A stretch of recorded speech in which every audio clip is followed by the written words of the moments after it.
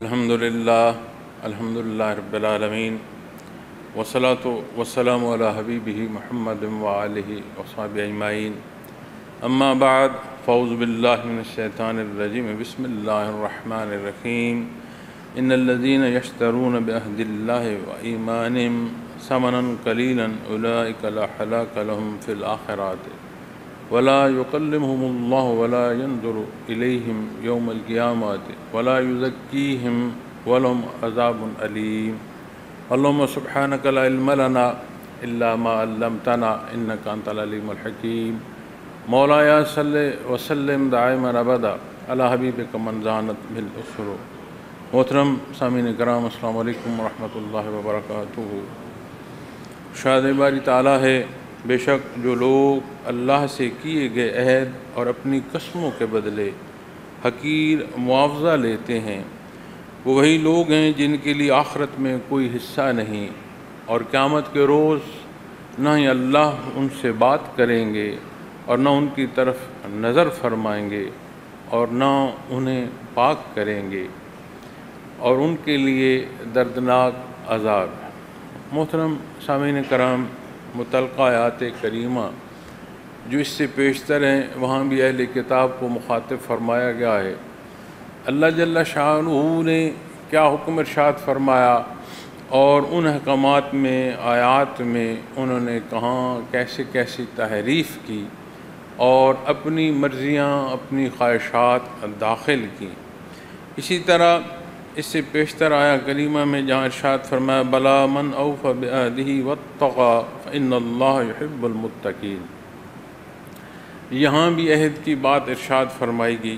فرمایا بلکہ جو کوئی اپنے عہد کو پورا کرے اور پرہیزگاری کرے تو یقیناً اللہ پرہیزگاروں کو دوست رکھتے ہیں.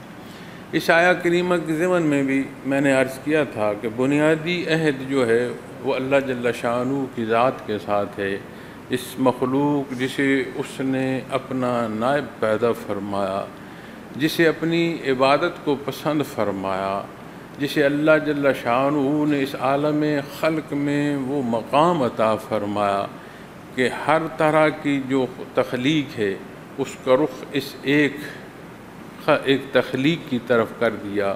اس کی ضروریات پوری کرتی ہے، اس کی خواہشات کی تکمیل کے مراحل ہیں. اگر غور کیا جائے تو جس زمین پر یہ کھڑا ہے، اس سطح زمین اور زمین کی آغوش میں کتنے ہی پہلو ہیں.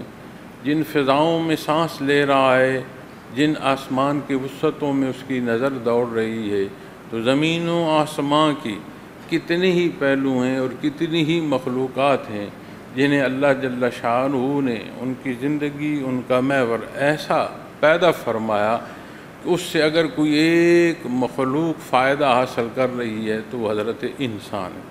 کوئی شے بے مقصد نہیں ہے. یہ کیسے ممکن ہے کہ جسے خلق میں مرکزیت عطا فرمائی جائے اس کا ہونا بے مقصد ہو؟ تو جب بات عہد کی آتی ہے تو بنیادی عہد یوم الست کو ہے، جب اللہ جل شانہ نے تمام ارواح کو جمع فرمایا اور وہاں عہد لیا گیا، اور جب اس عہد سے پھر وہ منزل کہ ہر کوئی اپنے اس وقت کی طرف مسافر ہوا.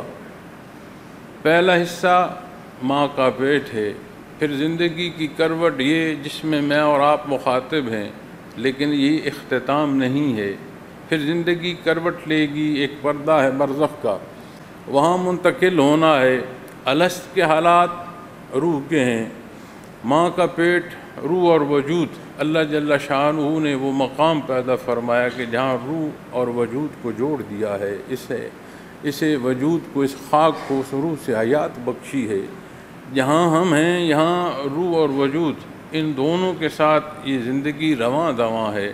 لیکن جب روح قبض ہوتی ہے اور برزخی حیات شروع ہوتی ہے تو وہ ایک الگ جہان ہے، اس کے اپنے حالات ہیں. قرآن و حدیث میں اسے بیان فرمایا گیا ہے.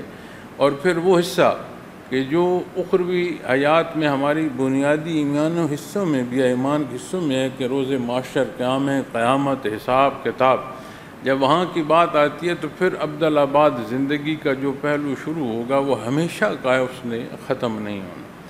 تو ان تمام حصوں کا جائزہ لیتے ہوئے، ان تمام حصوں کو جانتے ہوئے، اور اللہ کا احسان ہے کہ بحیثیت مسلمان کوئی ایسا نقطہ، کوئی ایسی بات، خفیف سا پہلو بھی نہیں بچتا کہ جو ہماری ضرورت ہو اور وہ ہمیں دین اسلام تعلیم نہ فرما رہا ہو۔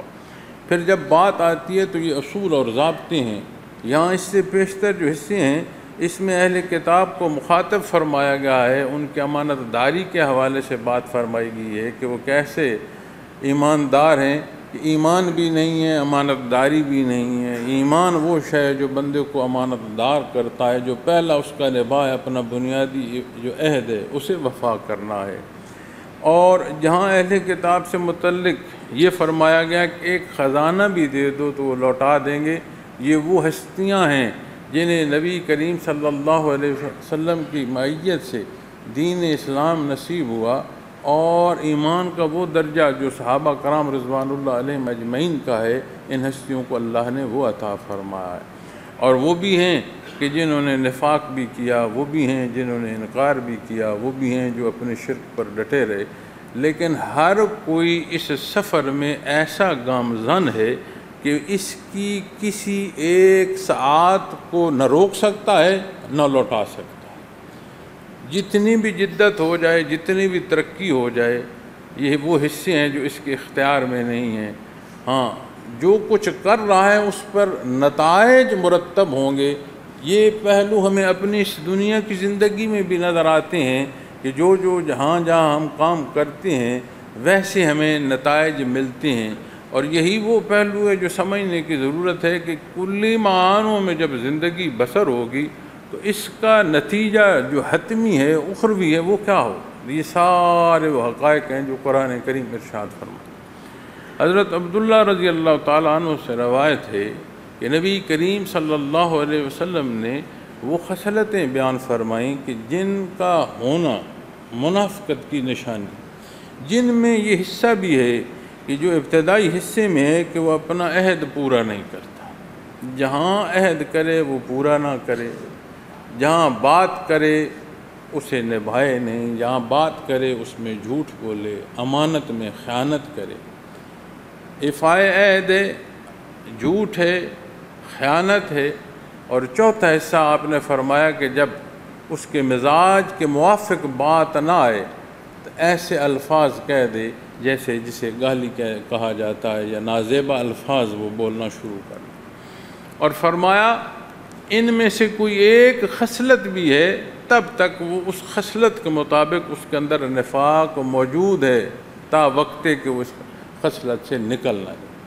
اب جہاں وہ نفاق کے حصے منافقین کی نشانیاں بیان فرمائی جا رہی ہیں، اللہ جل شانہ نے یہ عظمت بیان فرمائی ہے اور فرمایا کہ جو کوئی اپنے عہد کو پورا کرے واتقا، اور پرہیزگاری کرے، فإن اللہ یحب المتقین، تو یقیناً اللہ پرہیزگاروں کو دوست رکھتے ہیں۔ انہیں وہ تعلق اپنے اللہ سے نصیب ہوتا ہے کہ انہیں ہر شے میں جو محبوب حصہ ہے وہ ہے جو اللہ کریم کو پسند ہے۔ اس میں اپنی زندگی، ضروریات زندگی، اپنی خواہشات، اپنا اختیار، اپنا گرد و پیش، کوئی پہلو بھی ایسا نہیں ہے کہ جس میں وہ پسند ذاتی کو تقویت دے اور ذات باری تعالیٰ کے جو حکم اور پسند ہے اسے بعید کرے۔ اب اس تعلق کے حصول کے لیے وہ بنیادی عہد ہے جو کلمہ طیبہ ہے۔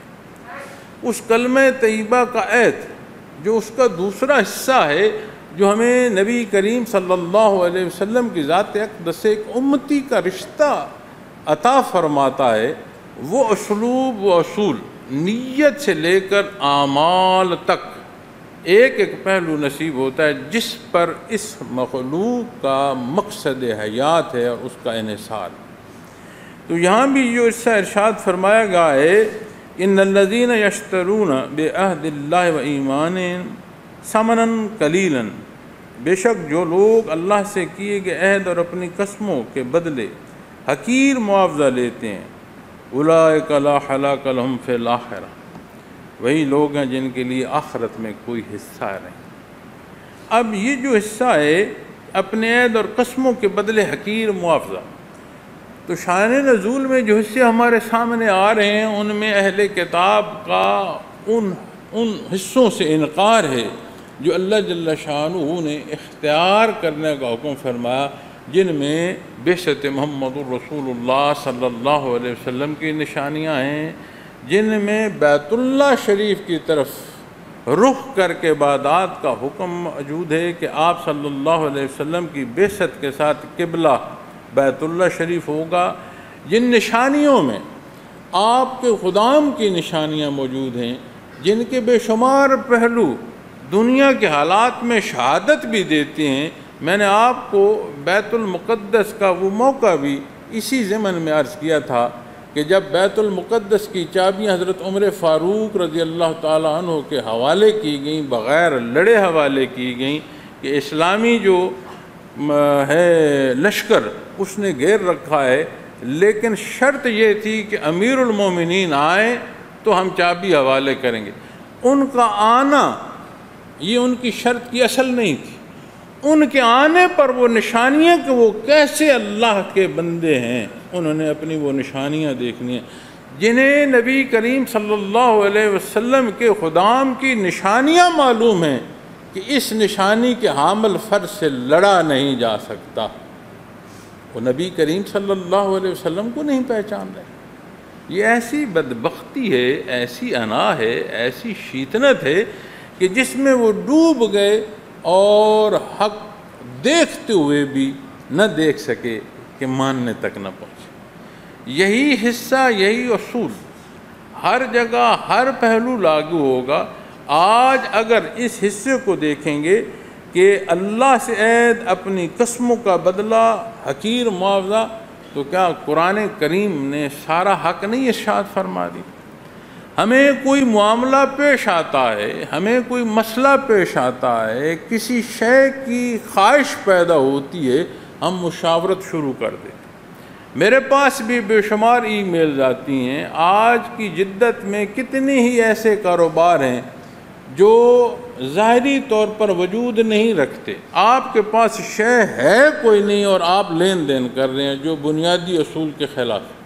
اب وہ مجھے سارے حالات لکھیں گے، پریشانیاں ہیں، تکلیف ہے، اور یہی ایک کاروبار کا جو حالات ہیں، یہ استطاعت ہے، تو آپ کیا کہتے ہیں کہ یہ کاروبار میں کر لوں؟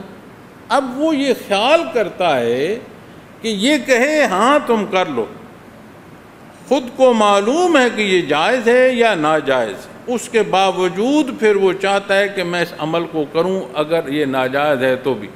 کوئی رائے، کوئی بات، کوئی ایسا ضابطہ میسر آ جائے، میاں میں کیوں کہوں کہ جو درست نہیں ہے کہ ہاں اسے تم اختیار کرو، چاہتے تم ہو، کام تم کرنا چاہتے ہو، اس کا حساب تم نے دینا ہے، تیری رائے میں رائے شامل کر کے اپنی قبر میں اپنا حساب بڑھا لو۔ یہی اصول اور ضابطے اگر آپ خیال فرمائیں کہ ہمارے جو نکاح و طلاق کے معاملات ہیں ان میں بے شمار پیش آتے ہیں کہ طلاق ہو گئی، پھر کیا کہتے ہیں کہ جی وہ تو غصے میں دے دی۔ حضرت رحمۃ اللہ علیہ فرمایا کرتے تھے کہ کہیں محبت اور پیار میں بھی طلاق سنی ہے، تو جو طلاق ہوتی ہے اس کے پیچھے کوئی نہ کوئی جھگڑا یا کوئی نہ کوئی ایسا پہلو کہ جس میں تکلیف وہی ہوتا ہے۔ اب دے دی ہے، شرعی فیصلہ موجود ہے، پھر جگہ جگہ جگہ جگہ جایا جائے گا، تحریف کی جائے گی موقف میں، الفاظ بدلے جائیں گے، انداز بدلا جائے گا، پھر یہیں سے فتویٰ جاری ہو سکتا ہے۔ کیوں فتویٰ جاری ہو سکتا ہے؟ کہ ان الفاظ پر فتویٰ جاری ہو رہا ہے جو دیا گیا۔ اب جو فتویٰ لے رہا ہے اسے بھی معلوم ہے، جو دے رہا ہے اس کی بھی کثیر تعداد ہے، اسے بھی معلوم۔ پھر اس عمل کو ہم اس آیہ کریمہ کے تحت نہیں دیکھیں گے تو پھر کس اصول اور ضابطے پر؟ تو جب بات اپنی خواہش کی تکمیل کی آتی ہے تو ایمان وہ حصہ ہے، وہ قوت اور وہ جلا بخشتا ہے، عبادات تک پہنچاتا ہے۔ عبادات ہماری ضرورت ہے، لمحہ لمحہ ہماری ضرورت ہے، لحظہ لحظہ ہماری ضرورت ہے، ہمیں اس قابل کرتی ہیں کہ ہمارا ایمان پختہ اور مضبوط ہو کہ خواہشات دنیا کے بہاؤ میں ہم بہہ نہ جائیں۔ تو جو اصول اور ضابطے اہل کتاب توڑ رہے ہیں اور انہیں مخاطب فرمایا جا رہا ہے، جو امت محمد رسول اللہ صلی اللہ علیہ وسلم کے حصہ اور اس کا فرد ہونا اور اس ایمان کے دعوے کے ساتھ قرآن کریم کو مانتے ہوئے پھر خواہشات ذاتی میں کمی بیشی کرے گا، وہ پھر کہاں پہنچے گا؟ اس کا ترازو کیا ہوگا؟ تو یہ بات سمجھنے کی ضرورت ہے کہ جو قرآن کریم ارشاد فرما رہا ہے، موقع مال یا شان نزول کا ہے، وہ اصول اور ضابطہ ہے۔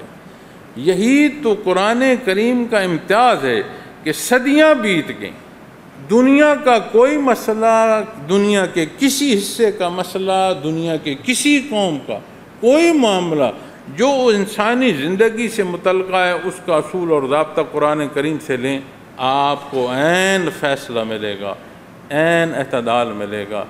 یہی تو اعجاز ہے قرآن کریم۔ بعثت محمد رسول اللہ صلی اللہ علیہ وسلم نہ علاقے کی قید ہے وہاں پر، نہ قوم کی قید ہے وہاں پر، نہ زمانوں کی قید ہے۔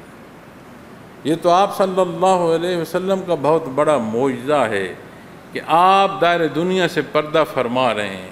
صدیاں بیت گئی ہیں، جانے کتنیاں صدیاں رب کائنات کو اور منظور، کتنی مخلوق پیدا ہوئی، کتنی مخلوق لحد میں منتقل ہوگی، کتنی مخلوق پیدا ہوگی یہیں انہی فضاؤں میں جہاں سے ہم گزر رہے ہیں، وہ بھی سانس لے رہے ہوں گے، کبھی ہنس رہے ہوں گے اور کبھی رو رہے ہوں گے۔ ان کے بھی ایک ایک سوال کا جواب ارشاد فرما دیا گیا ان صدیوں پر۔ جب رجوع نہیں ہوگا، جب اپنی ضروریات کی تکمیل کے لیے قرآن کریم سے رہنمائی نہیں لی جائے گی، تو پھر یہ باتیں آئیں گی، دیکھیں جی مسلمان محکوم ہے، مسلمان مظلوم ہے۔ ایمان نہ محکوم رہنے دیتا ہے، نہ مظلومیت تک پہنچتا ہے۔ ایمان وہ قوت اور وہ جلا بخشتا ہے کہ مخلوق کو انصاف کا سبب بنتا ہے بندہ مومن۔ کیوں یہ حالات ہیں؟ اس لیے کہ ہم قرآن کریم کے اصول اور ضابطے، نبی کریم صلی اللہ علیہ وسلم کا فرمان، آپ کی سنت خیر الانام، آپ کے احادیث مبارکہ، یہ سارے حصے جو ہیں ہم اپنی ضروریات کو لے کر اس در پر حاضر ہی نہیں ہوتے، مانتے ہیں، دعوے کرتے ہیں، لیکن حاضر نہیں۔ میں گناہگار، کمزور، خطا کار۔ یہ کتنے ساتھی بیٹھے ہیں وہاں تک، انہوں نے بیعت کی، ان کا مقصد تھا بیعت کرنا، ان کا مقصد تھا تصوف سیکھنا، ان کا مقصد تھا کیفیت قلبی کو جاننا۔ اللہ ان کا آنا قبول فرمائے۔ کیا انہیں یہ آنا، اس تک پہنچنا، یہ انہوں نے سبب اختیار نہیں کیا؟ تو ایک شخص سے بحیثیت استاد شاگرد استفادہ حاصل کرنے کے لیے رسائی کی ضرورت ہے۔ پورے دین اسلام کو چھوڑ دو، قرآن کریم کو چھوڑ دو، سنت خیر الانام کو چھوڑ دو، اتباع محمد رسول اللہ صلی اللہ علیہ وسلم کو چھوڑ دو، اور پھر یہ دعویٰ کرو کہ ہمیں دنیا میں ہم محکوم کیوں ہیں، ہم حاکم کیوں نہیں ہیں؟ کیسے ممکن ہے؟ اصول اور ضابطے چھوڑ دیے، من حیث القوم بھی انحطاط آئے گی، انفرادی حیثیتوں میں بھی انحطاط آئے گی۔ اور جب انحطاط آتی ہے تو اس انحطاط کی جو دھکے ہیں وہ سہنے پڑتے ہیں، پھر چیخنے کی ضرورت نہیں ہے۔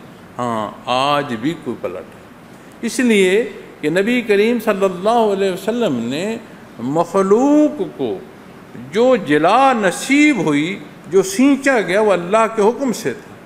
ایک ایک فرد کی تربیت فرمائی، ایک ایک فرد ایسا محرک ہوا کہ دنیا کے معاشرے، انسانی معاشرے میں جہاں گیا، اس معاشرے میں تبدیلی پیدا ہوتی چلی گئی۔ حضرت جعفر رضی اللہ تعالیٰ عنہ ہجرت کر کے مکہ مکرمہ سے حبشہ تشریف لے، پیچھے وفد اہل مکہ کا گیا کہ انہیں ہمارے حوالے کیا جائے، آپ کا جو دعویٰ ہے اس کے خلاف بات کریں گے، آپ کی تعظیم وہ نہیں کی جائے گی جو ہم سارے آپ کی تعظیم کرتے ہیں، آپ تو بادشاہ ہیں، اتنی حیثیت ہے۔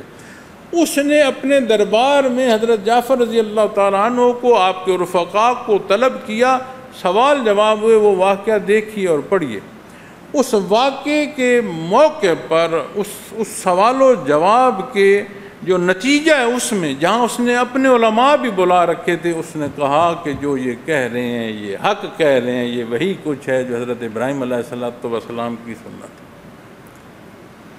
نبی کریم صلی اللہ علیہ وسلم کی صداقت پر وہ سوال جواب کہ جہاں اپنے ضد اور انات کر رہے ہیں، لیکن جہاں سوال اور جواب کی بات آئی، اصول اور ضابطے پر بات آئی، وہ بادشاہ مان رہا جو دور اپنی بادشاہی میں بیٹھا، نجاشی بادشاہ حبشہ کا، اس کے دربار میں سوال جواب ہیں، لیکن جب بات سنی گئی، سوال اور جواب ہوا، اس نے حق مانا، اور وہ وفد لوٹا دیا گیا، ان کے تحائف لوٹا دیے گئے جو اہل مکہ کی طرف سے بھیجا گیا۔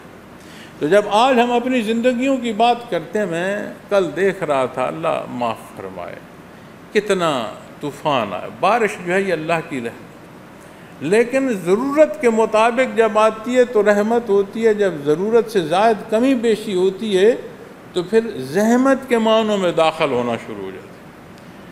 حضرت عمر فاروق رضی اللہ تعالیٰ عنہ، زلزلہ آیا، آپ نے زمین پر درہ مارا، کوڑا برسایا زمین پر، کیا تم پر انصاف نہیں ہو رہا؟ تو کیوں کانپتی ہے؟ تو کیا قرآن نہیں فرماتا ظہر الفساد فی البر والبحر بما کسبت ایدی الناس؟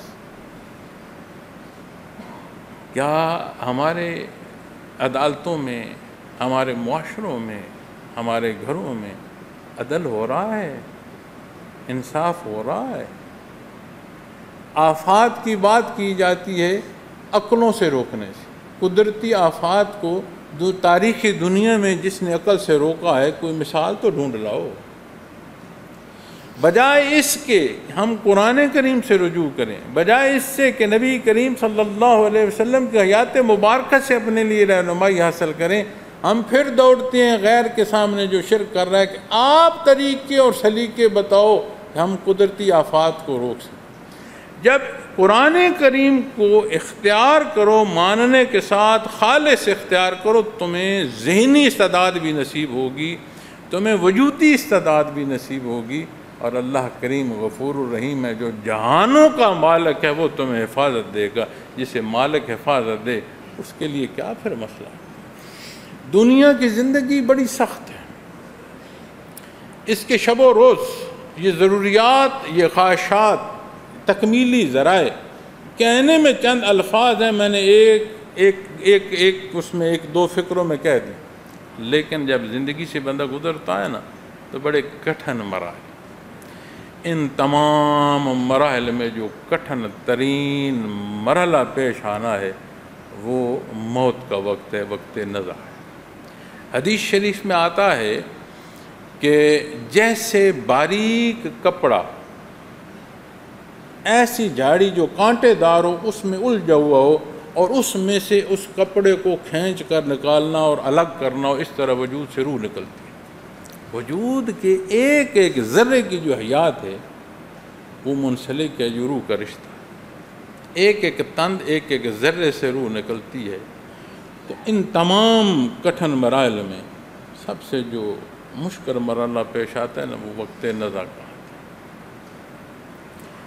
پھر جو مشکل ترین موقع ہوگا جب قیامت قائم ہوگی نا، جس میں ماں کو اولاد کا، گھر کے سربراہ، جو ہم گھر کا سربراہ کہتے ہیں نا، اس کو پورا گھر تو کجا، خاندان تو کجا، وہ کہہ رہے ہوں گے کہ پوری مخلوق لے لی جائے، مجھے چھوڑ دیا جائے۔ یہ سارے حالات وہ ہیں جو قرآن بیان کرتا ہے۔ لیکن جس کا رجوع زندگی میں قرآن کریم سے ہو، جس کا رجوع اتباع محمد الرسول اللہ صلی اللہ علیہ وسلم سے ایسا ہو کہ اس کی زندگی مزین ہو سنت خیر الانام سے، اس کے متعلق قرآن و حدیث سے دیکھو، ان کے چہرے دیکھو، وہ فوت ہو جاتے ہیں، لگتا ہے سو رہے، ان کے حالات وقت نزع کے دیکھو۔ ایسی مثالیں موجود ہیں کہ لوگ ٹوٹتی سانس تک وصیت کہتے اور کلمہ شہادت پڑھتے ہوئے گزر گئے، یہ ہمارے سامنے موجود۔ ایسی اموات بھی ہیں کہ لوگ دعائیاں دے رہے ہوتے ہیں کہ مجھے بچا لو، وہ بچ نہیں سکتے۔ تو مختلف جو زندگی کے مراحل ہیں ان میں سے گزرتے ہوئے بندے نے گزرنا ہے، یہ نہیں ہے کہ اس دروازے سے کسی نے نہیں گزرنا۔ کل نفس ذائقۃ الموت، یہ ذائقہ ہر متنفس نے چکھنا ہے۔ نبی کریم صلی اللہ علیہ وسلم طبیعت انتہائی ناساز، دستک ہوئی، اہل خانہ میں سے پسند نہیں فرمایا۔ آپ صلی اللہ علیہ وسلم نے اپنی بیٹی مبارک کو مخاطب فرمایا، بیٹا یہ تیرے باپ کا در ہے، ملک الموت کسی کے دروازے پر دستک نہیں دیتا، وہ آنے کی اجازت جو مانگی جا رہی ہے میرے بیٹا، معاملات دنیا نہیں ہے، یہ تیرے باپ کا دروازہ ہے، گھر ہے کہ ملک الموت اجازت چاہتا۔ لیکن جہاں ملک الموت اجازت چاہ کے پہنچ رہا ہے، اس راستے کا جو مسافر ہے اور اس در کا جو خادم ہے، اس پر پھر حالات ان اصولوں اور ضابطوں کے تحت وارد ہوتے ہیں۔ اسی لیے تو قیامت جب ہر کوئی تڑپ رہا ہوگا، فرشتے قبر کھلے گی اٹھنے سے پہلے موجود ہوں، آج تو نے پریشان نہیں ہونا۔ آیت ہے قرآن کریم کہ اس وقت صاحب ایمان کا اٹھنا اسے فرشتہ اللہ کا بتا رہا ہوگا، آج تو نے نہیں گھبرانا۔ تو کیا اس کا موقع آج نہیں ہے کہ اپنی زندگی اور اپنا رخ دیکھا جائے؟ یقیناً یہ موسم کی تبدیلیاں بھی ہوں گی، گرمیاں بھی ہوں گی، سردیاں بھی ہوں گی، صحت بھی ہوگی، بیماری بھی ہوگی، خوشی بھی ہوگا، دکھ بھی ہوگا، یہ انسانی زندگی کی نشانیاں ہیں۔ یہ سارا کچھ ہے تو یہ نشانی ہے کہ یہ حیات ہے، یہ زندہ ہے۔ کبھی مردے کو شکایت کرتے سنا ہے سردی ہے یا گرمی ہے؟ کبھی مردے نے کہا ہے آپ کو کہ مجھے زمین پر لٹا رہے ہو، چارپائی پر لٹا رہے ہو یا زمین کی آغوش میں ڈال رہے ہو؟ ہاں، ایک پہلو وہ جو حیات برزخیہ سے متعلق ہے، وہاں کا کلام دیکھو گے تو بہت ساری باتیں آئیں۔ مکلف مخلوق کے علاوہ اللہ کی مخلوق وہ دعائیاں سن رہی ہوگی، لیکن ظاہری پہلوؤں میں، وجودی پہلوؤں میں اور دار دنیا کے حوالے سے جو بات کر رہا ہوں کہ اگر تکلیف محسوس ہو رہی ہے، خوشی محسوس ہو رہی ہے، تو یہ زندہ ہونے کی نشانیاں ہیں۔ لیکن جب اپنے جہان میں زندگی بسر کرو گے تو دل کرچیاں ہوگا، یہ بھی حقیقت ہے۔ اللہ کے جہان اور اس کی دنیا میں زندگی بسر کرو تو بندے مومن کے ہر دو پہلو اس کے لیے بہتر ہیں۔ نبی کریم صلی اللہ علیہ وسلم نے فرمایا، حصول پر شکرانہ ہے، تکلیف پر صبر۔ اسی سے مدد مانگتا ہے، اسی کا شکر ادا کرتا ہے، ہر دو پہلو سے بندے مومن مستفید ہوتا ہے۔ کیسے ہوگا؟ یہ کیفیت کیسے نصیب ہوگی؟ تو یہ سارا قرآن کریم اصول اور ضابطے نہیں بیان فرماتا۔ یہ جو فرمایا جا رہا ہے فَإِنَّ اللَّهَ يُحِبُّ الْمُتَّقِينَ، اللہ پرہیزگاروں کو دوست رکھتے ہیں۔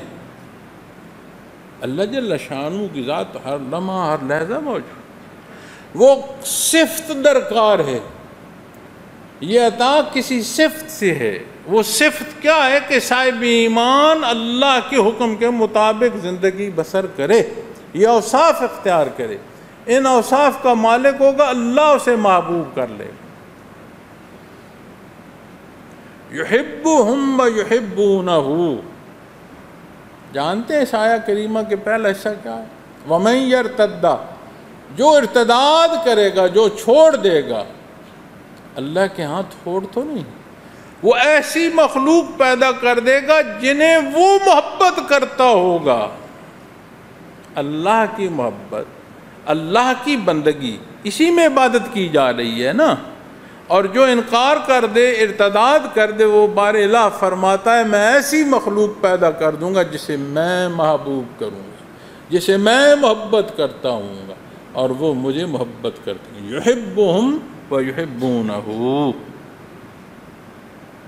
تو یہ تو ہمارے لیے اعزاز ہے، اعجاز ہے، عطا ہے کہ اس نے اپنی عبادت کو پیدا فرمائے۔ رکوع و سجود کو شکر سمجھو کہ ہمیں نصیب ہیں، اس لیے کہ یہ رکوع و سجود وہ حصہ ہے کہ قیامت کے دن ایسی مخلوق ہوگی جو اللہ کے حضور سجدہ کرنا چاہے گی، ان کی کمر انہیں جھکنے نہیں دے گی۔ کیوں؟ فرمایا جائے گا کہ جہاں سجدے کی جگہ تھی، جہاں سجدوں کے لیے پکارا جاتا تھا، وہاں تم انکار کرتے تھے۔ تو جب ان حصوں اور ان کامیابیوں کو دیکھو گے، جب ان پریشانیوں کے حل کو دیکھو گے، تو سارے وہ حصے ہیں کہ ہمیں رجوع کی ضرورت ہے قرآن کریم سے۔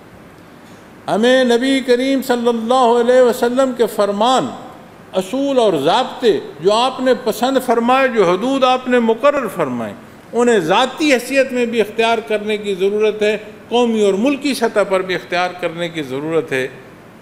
اس لیے کہ یہ صرف یہ مسائل نہیں ہیں جو ہم دنیا کے دیکھ رہے ہیں۔ دنیا کی آگ کی نسبت جب دوزخ کی آگ کی بات آتی ہے تو حدیث شریف کے حصوں میں جو بات ملتی ہے وہ یہ ہے کہ دوزخ کی آگ سے دنیا کی آگ پناہ مانگتی ہے، اتنا فرق ہے اس عدت کا۔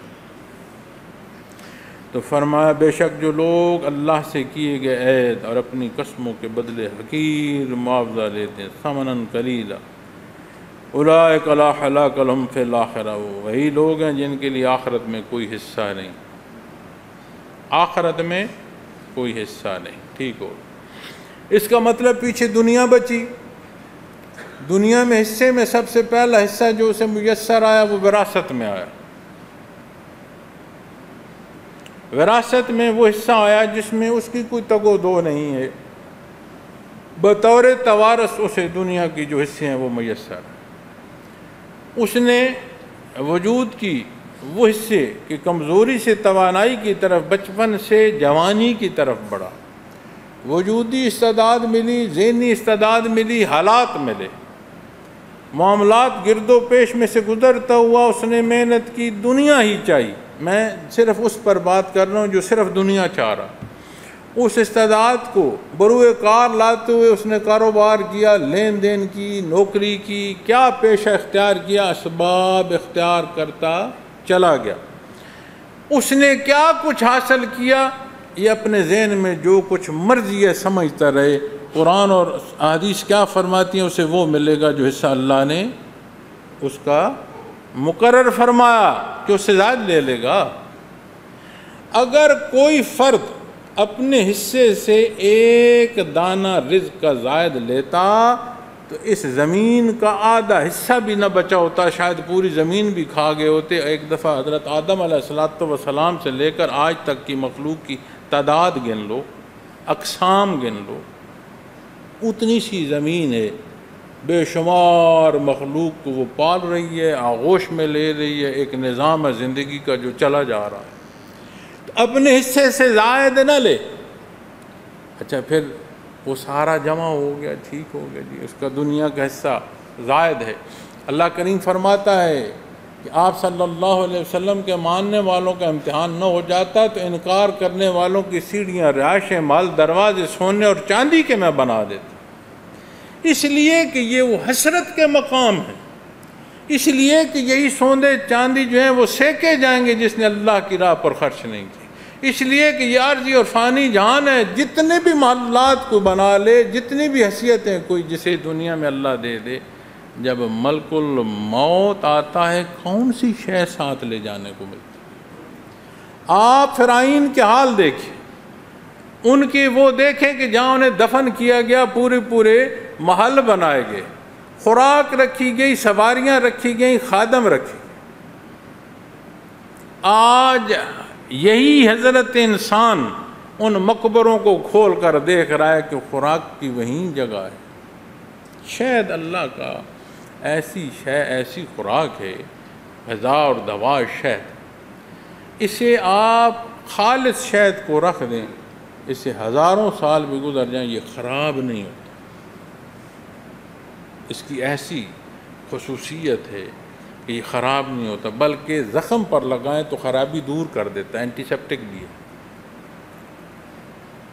تو ان کے مقبروں میں جو شہد رکھے گئے ویسے ہی شہد پڑے، اور آج لوگ اٹھا کر دکھا رہے ہیں کہ ان کی خوراک رکھی گئی تھی۔ جن کی خوراک رکھی گئی تھی وہ کہاں ہے، اور جو خوراک ہے وہ تو یہاں پڑی، 7 مقبروں میں دفن کی گئی، خوراک ادھر ہی پڑی۔ تو سمجھ آئی کہ فانی جہان میں اس زندگی اور فرصت کو جب انقطاع آیا تو وہ جس پر تکیہ تھا وہ سارے سامان تو رہ گئے۔ آخرت میں جب جھانکا وہاں کا تو سما جمع کوئی نہیں، تو پھر کیا ہوگا؟ قرآن کریم نے ہر چیز بڑی واضح بیان فرمائی۔ نبی کریم صلی اللہ علیہ وسلم نے حدود و قیود ایسی بیان فرما دی گئی ہیں، رجوع تو کرو، پڑھو تو صحیح، جاننا تو چاہو۔ یہ نہیں کہہ سکو گے کہ میں کچھ جاننا چاہتا ہوں اور میرے سوال کا جواب موجود نہیں۔ تو جب ان حصوں کو دیکھیں گے تو اس سے مراد یہ نہیں ہے کہ دنیا چھوڑ دو۔ خلافت اسلامیہ میں جو اصول اور ضابطے مخلوق کو دیے گئے آج بھی رائج ہیں، آج بھی رائج ہیں، بھلے آپ خطہ زمین کو ماپنا دیکھ لیں۔ ایسے ایسے نظام دیے، اگر دنیا کی زندگی ضروری نہیں ہے تو پھر یہ نظام حیات کیوں دیے گی؟ دنیا بھی مخلوق ہے، کیا قرآن نہیں فرماتا؟ اللہ فرماتا ہے دنیا بھی میری ہے اور آخرت بھی میری ہے۔ کیا یہ قرآن کریم کی آیا نہیں ہے؟ ضرورت یہ ہے کہ تارک دنیا نہیں، ضرورت یہ ہے کہ دنیا میں ویسے رہو جیسے اللہ نے رہنے کا حکم فرمایا۔ فَإِنَّ اللَّهَ يُحِبُّ الْمُتَّقِينَ، یہ وصف ہے، اس وصف پر یہ عطا ہے۔ اللہ کی ذات تو ہر جگہ ہر لحظے موجود ہے، ان اوصاف کے مالک بنو تو کیا ہے؟ بجائے اس کے کہ حق بیچو، حق سمجھو اور اسے اختیار کرو۔ کیا ہم پوری کوشش نہیں کرتے کہ آج کے جدید علوم اپنے بچوں کو پڑھائے جائیں؟ کیا اس کے مقابلے میں کلمہ طیبہ، اس کے معنی، اس کی تفسیر کتنی کوشش کی جاتی؟ وہ دنیاوی علوم فرائین کے پاس نہ تھے۔ آج بھی دنیا حیران ہے کہ کس طرح انہوں نے اپنی تعمیر کی اس وقت میں، کتنی پرانیاں بادشاہیاں، اور ان کی تحقیق کی جاتی ہے کہ کیسی کیسی ترقی تھی اس زمانے میں۔ وہ ترقیاں کہاں رہ گئی؟ یہی میں یہ نہیں کہہ رہا کہ دنیا کے علوم جو ہیں ان کو نہ حاصل کریں۔ العلم، علم الادیان و علم الابدان، دونوں سے ہیں، دین بھی ہے، دنیا بھی ہے، نارمیٹک سائنسز بھی ہیں، فزیکل سائنسز بھی ہیں، دونوں حصے ہیں۔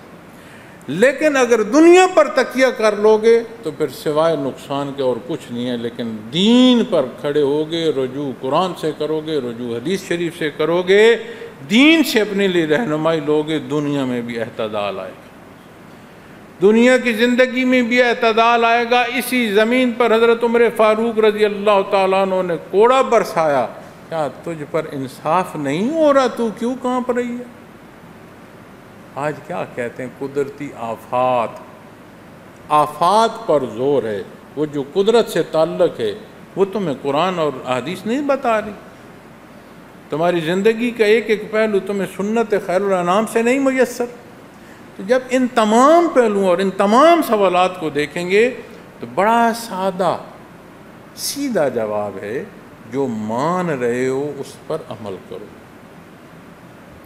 میرے لیے دعا کریں، اپنی فرض نماز نہ پڑھو، میرے لیے دعا کریں۔ اگلے دن مجھے کسی نے ملاقات پر کہا، حضرت مجھے وظیفہ بتا دیں، میں چاہتا ہوں کہ میں وہ پکا وظیفہ اختیار کر لوں، مجھے پڑھنے کو کچھ بتا دیں۔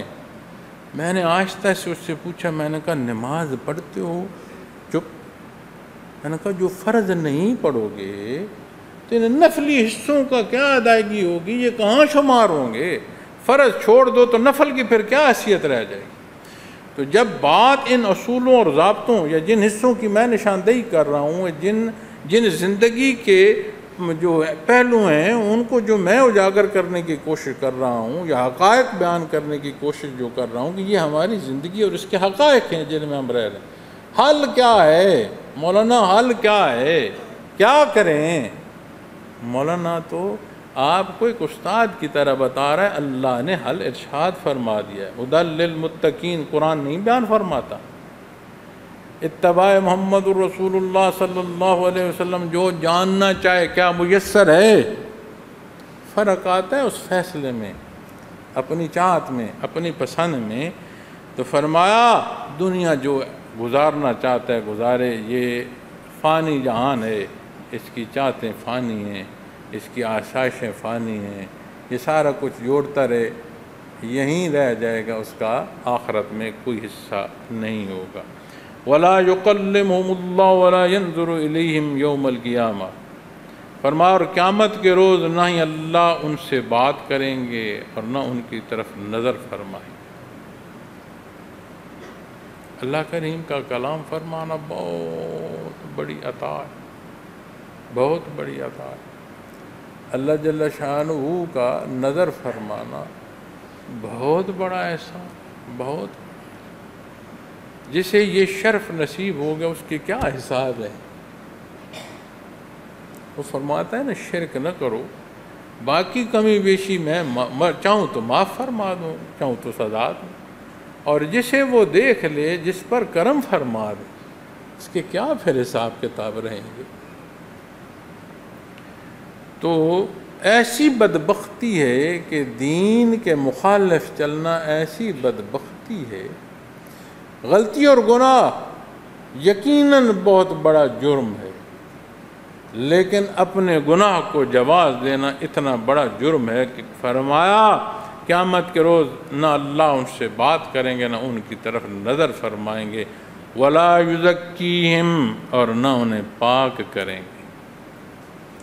فرائض نبوت میں تزکیہ قرآن کریم بیان فرماتا ہے۔ جہاں ایمان کی بات آتی ہے، جہاں عبادات کی بات آتی ہے، وہاں تزکیہ نفس اس حصے تک رسائی دیتا ہے کہ کتاب و حکمت عملی زندگی تک وہ پاکیزگی پہنچتی ہے۔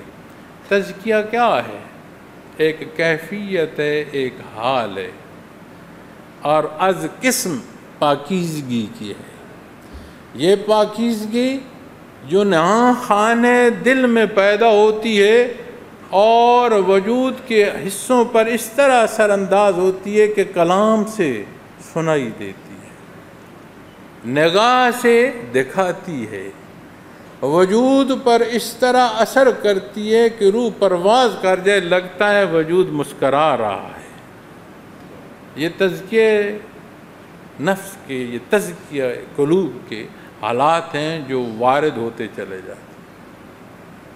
ہم بڑے کمزور، بڑے خطا کار ہیں، ہر لمحہ اللہ سے معافی کے دستگار ہیں، طلبگار ہیں۔ یہاں جو جمع ہیں، یہاں جمع ہونے کا مقصد کیا ہے؟